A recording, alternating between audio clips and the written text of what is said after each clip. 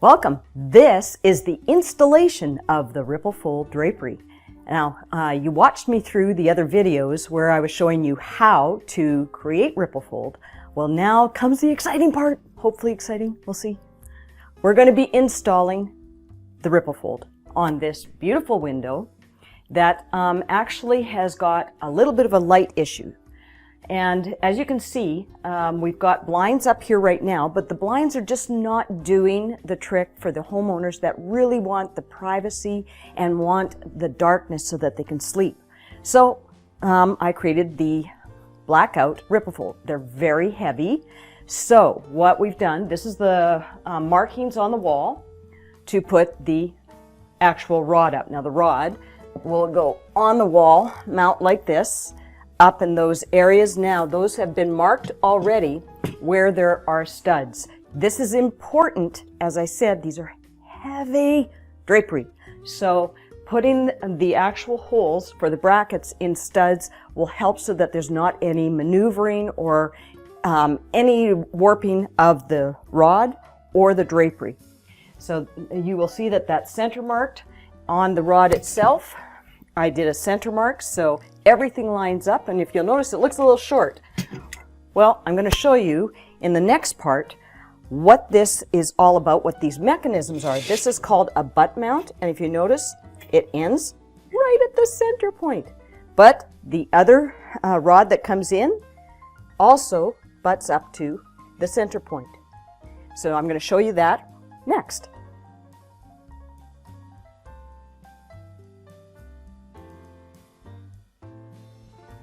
Okay, so I told you that it looked a little odd having the rod laying down like that because it's missing a piece. But the reason is I wanted to show you what this piece is.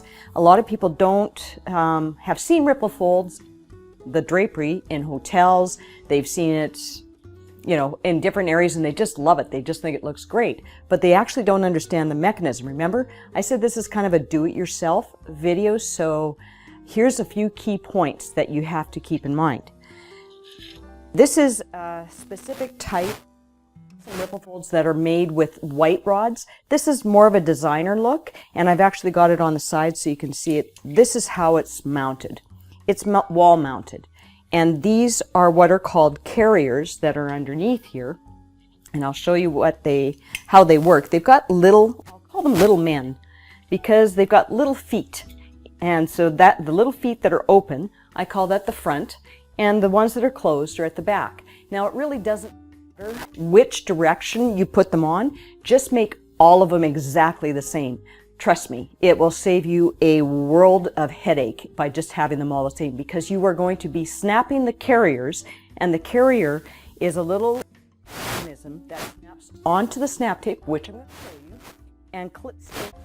So if you have one this way and one the back way and one the other way, it's just going to cause you no end of grief. So just make sure, it doesn't matter which direction, they're either they're facing you or you've got the back. Now another little key point that people may forget, and the reason that I've got this here, you see this little screw? This little screw at the end, when this is all laid out, you put it right next to the last carrier. And the reason that you do that is because then this carrier always stays in place and you never have to worry about your drapery following all the rest. So this allows you to always make sure that your Ripplefold stays nice. So that's an important key. The other thing is putting these little things on. Now you'll notice that they are, as I told you, they look like little men with wheels, or maybe R2-D2, could be. So what you do is you just simply slide them on, and the little wheel, see this is what they call C-channel. So this goes into that area. The top part holds the bracket, so the bottom part, which is much bigger, holds these little carriers. So again, make sure I've got all the little fronts, they just slide in. You may wonder, you see, look at, they have even little hats. I told you they're little people. See, it's got a little hat on the top. There's a little hat I took the person off. Now I'll tell you why I did that. Because when I have got, this is called the master butt carrier. I love that. It's a master butt carrier. But what it means is that your drapery is going to butt together.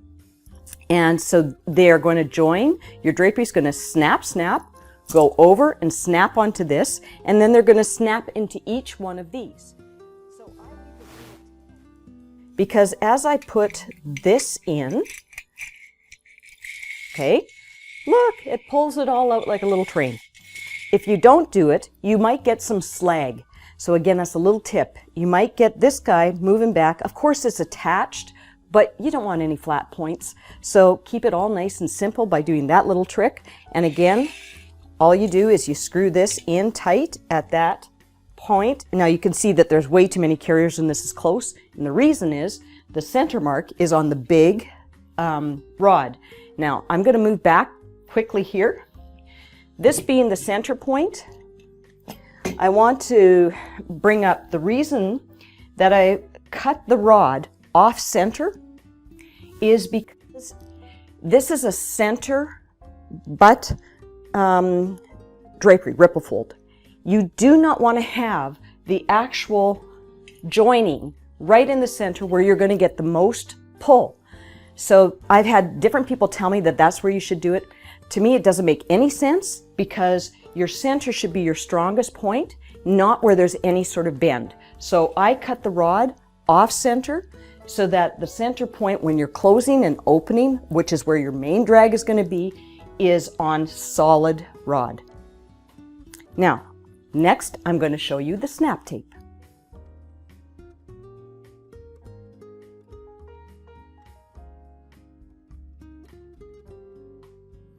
Okay, so what is snap tape anyway? Snap tape is anything I've learned that looks really simple, not so much. But if you follow a few little tips, it'll make your life a whole lot easier. So this is a panel, looks pretty simple, pretty easy. It's a flat panel, but here's something to be aware of. When you are making a panel that has got a blackout lining and you are using a fabric that has got any sort of stretch, you are dealing with two different types of material, so you got to be very aware of that. Plus this is super heavy because it's very long. But when you're putting on the snap tape goes right at the top. And then in my previous videos, you'll see how you adjust all of that. But now it's about putting the carriers on. Now there's two ways to put the carrier on. These are your little carriers on the front. Remember I talked to you about the butt carrier, master butt carrier? These are the two little snaps that go to the front. And this is the next one that loops over to the next snap. So those are already on the rod. They do not need these carriers. There's already snaps there. These are the ones that go on. So they can be a little bit tough sometimes. Sometimes you can just push them down, but then you're going to get a sore thumb. So that's one way to do it. The other way is I've used some trusty little pliers, okay, and trusty little white glove because I am dealing with white fabric, so I don't want to make a mess. And you just punch down the fingers and simply go underneath.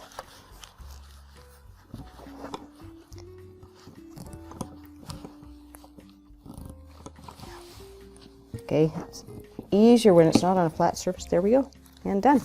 And all these little carriers go into the little slots that I showed you where the little men with their feet, that's what goes into those. And you're going to see that next.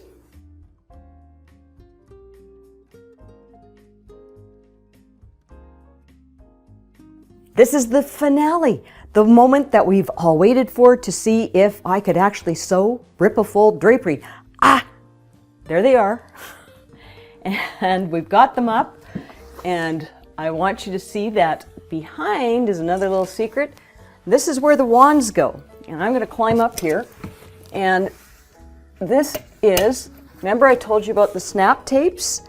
The snap tapes, there's go onto the master butt carrier, and the little wand goes onto this little button that's at the very bottom of that. This is important, and it's hidden behind the drapery, so it's discreet. You don't see it. So now let's just put the snaps back where they are. One snappy here, one snappy there. And one of the things you always want to make sure is that the front of the butt carrier goes towards the wall, as well as the back panel goes toward the wall. Now I'm going to walk this because I typically don't walk on those. That's bad. Don't tell kids to do that. That's bad. But I needed to show you, okay? There's the wand. So now you just simply pull it across right to the center. And you're going to find when you first did it, remember I said we used heavy blackout lining? That heavy blackout lining is going to take a little bit of time to settle in.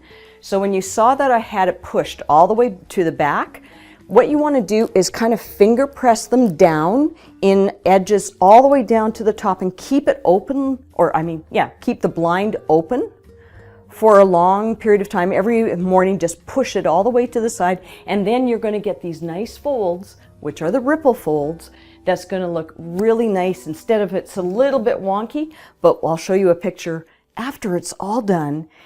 And it is going to be stunning. And the best part is blackout.